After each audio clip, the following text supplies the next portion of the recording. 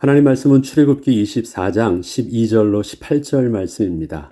산 위에 여호와의 영광이 백성들의 눈에는 맹렬한 불같이 보이다라는 제목으로 말씀을 나누고자 합니다. 특별히 오늘의 본문은 하나님께서 모세를 통해서 하나님의 계명과 율례를 주시는데 이 내용이 출애굽기 24장부터 출애굽기 34장에 이르기까지 쭉 연결되어지는 과정이 있습니다. 그렇기 때문에 그냥 한 장 한 장 내용을 먼저 보기 전에 전체 큰 흐름이 어떤 것인가를 먼저 오늘 본문을 통해서 볼 수 있도록 하겠습니다. 하나님의 언약궤 안에 보관된 십계명의 두 돌판은 두 번째 만들어진 것으로 하나님께서 처음에 주셨던 내용을 다시 기록하여 모세에게 주셨던 것이었습니다. 첫 번째 주셨던 돌판을 모세가 던져서 부숴버렸기 때문이었습니다. 그리고 그때 이스라엘 백성들은 3,000명가량이 죽임을 당하는 사건도 있었습니다. 저들은 어떠한 재앙과 전쟁으로 죽은 것이 아니라 각 사람이 형제를, 각 사람이 자기 친구를, 각 사람이 자기의 이웃을 죽이게 되므로 겪게 된 사건이었습니다. 이처럼 모세가 십계명의 돌판을 두 번씩이나 받는 동안 하나님과 모세, 그리고 모세와 이스라엘 백성들 사이에는 많은 사건과 일들이 있었습니다. 이 사건들이 어떻게 일어났는가를 먼저 아는 것이 하나님이 주신 말씀의 내용만큼이나 중요한 것은 그 사건이 이스라엘 백성들에게는 큰 교훈이 되었기 때문이었습니다. 출애굽기 24장부터 34장까지는 모세가 하나님께 돌판을 두 번에 걸쳐서 받게 된 이유와 하나님의 율례와 계명들의 내용들이 상세하게 기록되어 있습니다.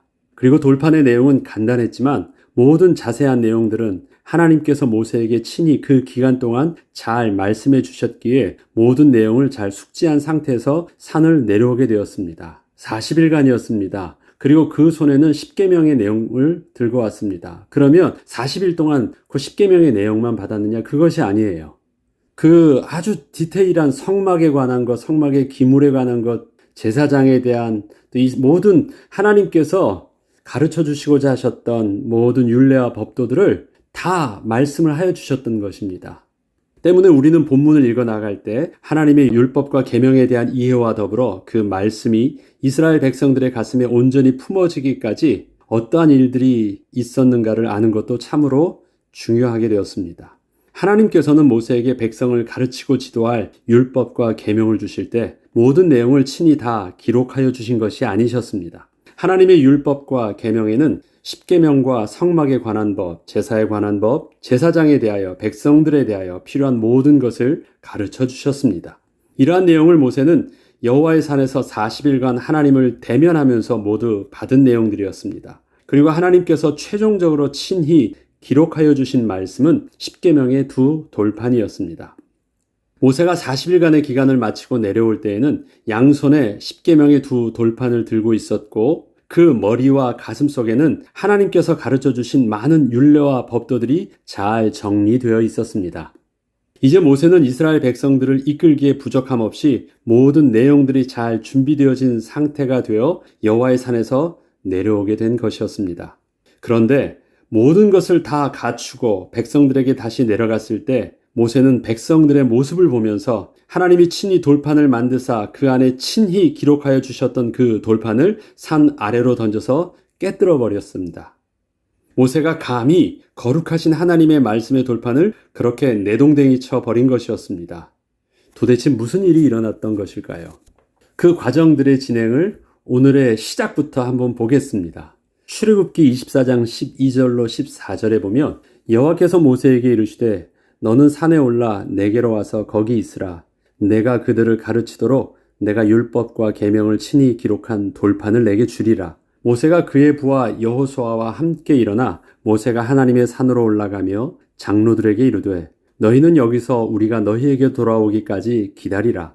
아론과 훌이 너희와 함께 하리니 무릇 일이 있는 자는 그들에게로 나아갈지니라. 하나님께서 왕 되시며 이스라엘 백성들이 하나님의 백성 된 나라가 되기 위해서는 하나님의 말씀에 법이 필요했습니다. 하나님께서는 모세와 아론 그리고 70인 장로들을 세우사 리더십의 기초를 세우셨고 저들을 온전히 지도할 하나님의 율법과 계명을 특별히 모세를 통하여 주셨습니다. 오늘의 본문은 그 율법과 계명들을 받는 과정을 기록하고 있는 것입니다. 모세는 하나님의 말씀대로 여호와의 산에 올라 하나님 앞에 서서 하나님의 말씀을 받아야 했고, 그 기간 동안 아론과 백성의 장로들은 백성들을 잘 다스리고 있어야 했습니다. 그 기간은 40일간이었으나 처음부터 40일을 정해놓고 간 것은 아니었기에 그 기다림의 시간은 백성들 입장에서는 너무도 오랜 기간으로 느껴졌습니다. 기간을 딱 두면 그 기간 동안 기다릴 수 있잖아요. 그런데 그냥 올라간 것이에요. 그리고 기다려도 오지 않고 있습니다. 막연한 거예요. 그래서 저들은 모세가 죽은 것처럼 결론을 내는 데까지 이르게 된 것입니다. 특별히 모세는 하나님의 산에 오르기 전에 자신을 대신하여 아론과 훌을 앞세워 모든 장로들이 아론과 훌에게 모든 문제를 상의하며 잘 인도받도록 하였습니다. 아론과 훌은 이전에 아말렉과의 전쟁 시 모세의 좌우에 앉아서 모세가 하나님께 기도할 때 기도를 쉬지 않고 끝까지 할 수도 있도록 도왔던 자들이었습니다. 저들은 모세가 기도할 때 행하셨던 하나님의 창조의 역사를 모세와 가장 가까이에서 목격했던 자들이었습니다. 물론 백성의 장로들도 바로 이전에 모세와 함께 여호와의 산에 올라 하나님의 영광을 가장 가까이에서 목격하며 그 은혜를 체험했던 자들이기도 했습니다. 다시 말해서 아론과 훌 그리고 백성의 장로들은 모세가 여호와의 산에 올라가서 하나님과 대면하게 될 때 모세에게 일어날 모습을 앞서 경험했던 자들이었기에 모세가 다시 내려올 때까지 백성들이 동요치 않도록 충분히 지도해 줄 수 있던 자들이었습니다. 홀로 지금 여호와의 산에 모세가 올라가 있지만 어떤 일이 일어나고 있을지는 그래도 어느 정도 상상할 수 있었던 자들이었습니다. 장로들이나 아론과 훌은. 모세는 이것을 알고 있었기에 저들에게 부탁을 하고 그의 부하 여호수아와 함께 하나님의 산으로 올라갔습니다. 그런데 저들은 그렇게 자신들의 직분을 온전히 감당치 못했던 내용 때문에 사건이 벌어지기 시작했습니다. 출애굽기 24장 15절로 18절을 보면 모세가 산에 오르매 구름이 산을 가리며 여호와의 영광이 신의 산 위에 머무르고 구름이 엿새 동안 산을 가리더니 일곱째 날에 여호와께서 구름 가운데서 모세를 부르시니라. 산 위에 여호와의 영광이 이스라엘 자손의 눈에 맹렬한 불같이 보였고 모세는 구름 속으로 들어가서 산 위에 올랐으며 모세가 40일 40야를 산에 있으니라. 지금 모세가 하나님의 산에 올랐을 때의 장면을 산 아래에 있던 백성들의 시각에서 좀 더 상세하게 그려보자면 먼저 산 위에 올랐을 때 구름이 산을 가리고 있었습니다. 그리고 모세도 구름에 덮여있는 산 그 안으로 홀로 들어가 있습니다.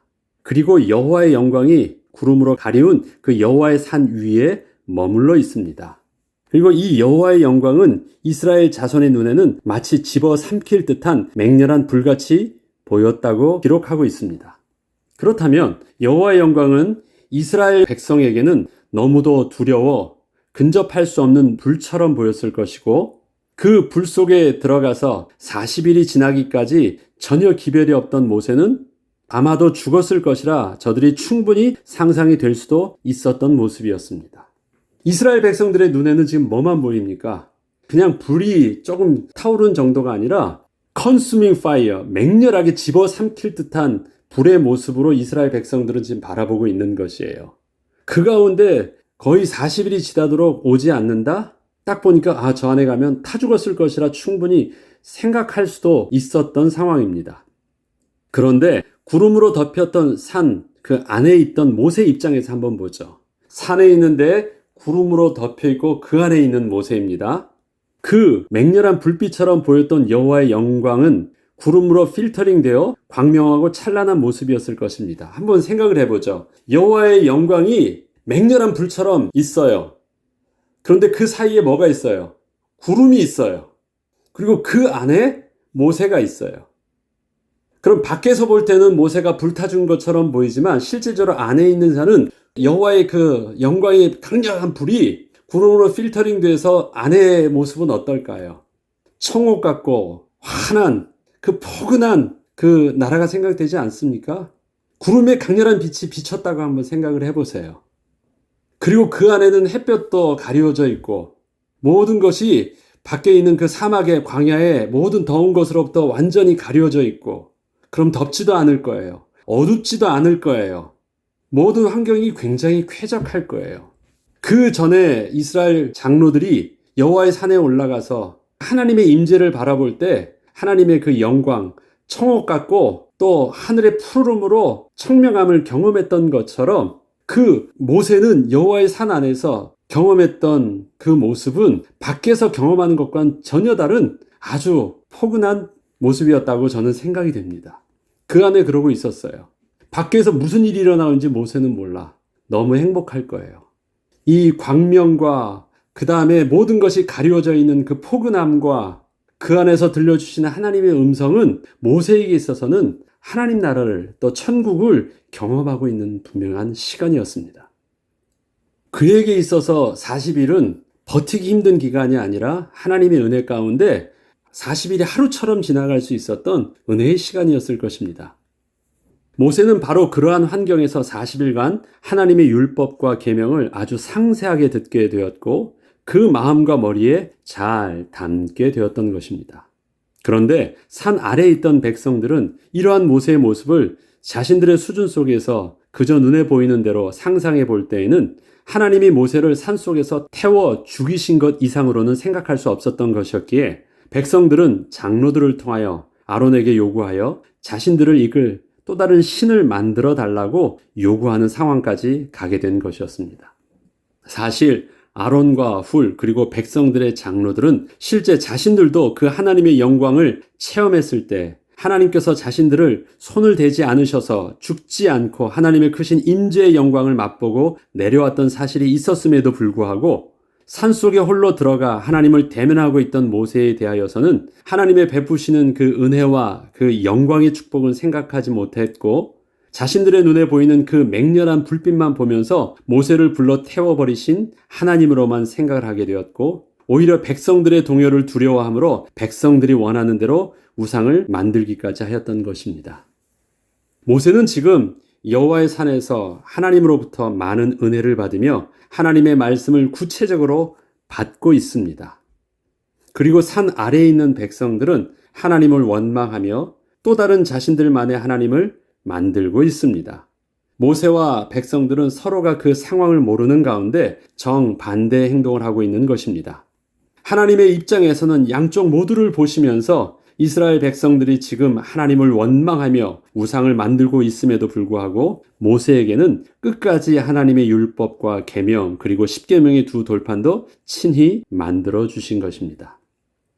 25장부터 나오는 성막과 그 안에 모든 성물을 만드는 법, 제사장을 세우는 법, 제사장이 올바로 직분을 감당하는 법, 모든 제사법, 이러한 모든 것 등은 바로 산 아래에 있는 백성들이 하나님을 원망하고 자신들이 원하는 대로 하나님을 만들고 스스로 하나님께 제사하고 있는 가운데 친히 모세에게 주신 말씀들을 기록하고 있는 것입니다. 모세는 처음 이스라엘 백성들을 광야로 이끌고 나왔을 때 무엇을 어찌해야 될지 잘 몰랐었습니다. 그런데 이처럼 여호와의 산에서 하나님께서 구체적인 율법과 계명을 하나님으로부터 받게 되었을 때에는 이제 비로소 백성들을 이끌 수 있게 되었다는 기쁨과 감사가 있었을 것입니다. 그러나 모세가 그렇게 하나님의 말씀으로 백성을 온전히 가르치게 되기까지는 앞으로 좀 더 시간이 필요했습니다. 왜요? 지금 백성들의 모습은 하나님의 말씀을 그의 마음에 담을 준비가 전혀 안 되었었기 때문입니다. 모세 입장에서는 되었어요. 하나님이 구체적으로 상세하게 가르쳐 주셨으니까 이젠 백성들의 지도자로 설 수 있는 내용이 있었어요. 들떠 있습니다. 그리고 하나님의 권위의 법도 손에 들고 그리고 그의 몸과 마음에는 머릿속에는 어떻게 가르쳐야 될 수 있는 모든 내용도 있고 이 들뜬 마음으로 내려가려고 하고 있었던 것입니다. 모세는 이스라엘 백성들을 하나님의 말씀으로 지도하고 가르치기 전에 이러한 이스라엘 백성들을 하나님께서 은혜로 함께 해달라는 기도가 더 시급히 감당해야 하는 일이 되어버렸습니다. 지금 나중에 보면 그가 내려왔을 때 이스라엘 백성들이 우상에게 막 절하고 노래하면서 거의 제정신이 아닌 모습들을 바라봅니다. 그것을 흥분하면서 하나님께 주신 돌판을 산 아래로 던져서 깨뜨렸거든요. 그리고 하나님께서는 저들을 향하여 진노하시고 다 멸하시겠다고 말씀하시는 것을 듣게 됩니다. 자기도 볼 때 이스라엘 백성들이 너무 화가 나서 가만두고 싶지 않은 마음, 그래서 하나님의 마음으로 여호와 편에 선 자들은 나와서 하나님 앞에 원망했던 저들을 다 쳐 죽이라고 할 때 자기 지파였던 레위인들이 나와서 3,000명 가량을 진안에 들어가서 다 죽이는 일들을 해요. 그건 모세가 명령했습니다. 하나님께서 명령하신 일이 아니에요. 모세가 하나님의 마음을 가지고 그렇게 하나님이 주셨던 돌판도 던져서 깨버렸고 그렇게 명령해서 3,000명 가량을 칼로 다 쳐 죽이게 했던 일들입니다. 모세의 명령이었습니다. 그런데 그 모세의 명령은 감정적 명령이 아니었고 하나님의 마음을 품었던 명령이었기에 그렇게 다 죽임을 당하고 또 하나님의 거룩한 돌판도 그렇게 부서뜨림을 당했습니다.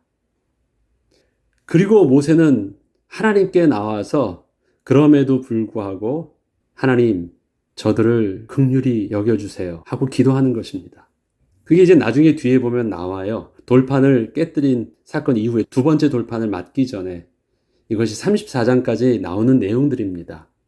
그래서 여러분들이 거기 율례와 법도 보지 말고 그 율례와 법도 사이사이 일어났던 사건들을 보면 상황이 어떤지 알아요. 하나님은 아시면서도 그렇게 과정을 그냥 계속 밟으셨습니다. 그것을 모세의 입장 속에서는 하나님으로부터 율례와 법도를 받기 전에 그것을 그 내용을 가지고 이스라엘 백성들을 지도하기 전에 지도자로서 어떻게 가르쳐야 되고 어떻게 지도해야 될 그 방법과 내용을 손에 쥔다라는 건 너무 중요하잖아요. 이것만 있으면 다 될 것 같았잖아요. 근데 하나님께서는 무엇부터 모세에게 주시길 원했냐면 백성들을 지도하는 방법보다는 그러한 백성들을 가슴에 품는 법을 먼저 배우게 하셨습니다. 그래서 하나님이 율례와 법도를 주실 때는 너무 좋아가지고 그것 가지고 막 가서 하려고 했는데 준비가 안 됐어요. 그래서 그가 할 수 있는 것은 무엇이었습니까? 자기가 하나님께 배워왔고 가지고 왔던 모든 것들이 아무 쓸모가 없게 된 것이에요. 이스라엘 백성들이 지금 그 율례와 법도가 없어서 저들이 지금 목이 곧은 백성이 아닌 것이에요. 저들에게 뭐가 필요해요? 먼저 하나님의 은혜가 필요해요. 그래서 하나님은 저들에게 가르치는 것보다 먼저 저들의 마음에 품는 법. 모세에게도 마찬가지로 저들을 뭔가를 미련하니까 가르치려는 것보다 그러한 저들을 먼저 가슴으로 품는 법.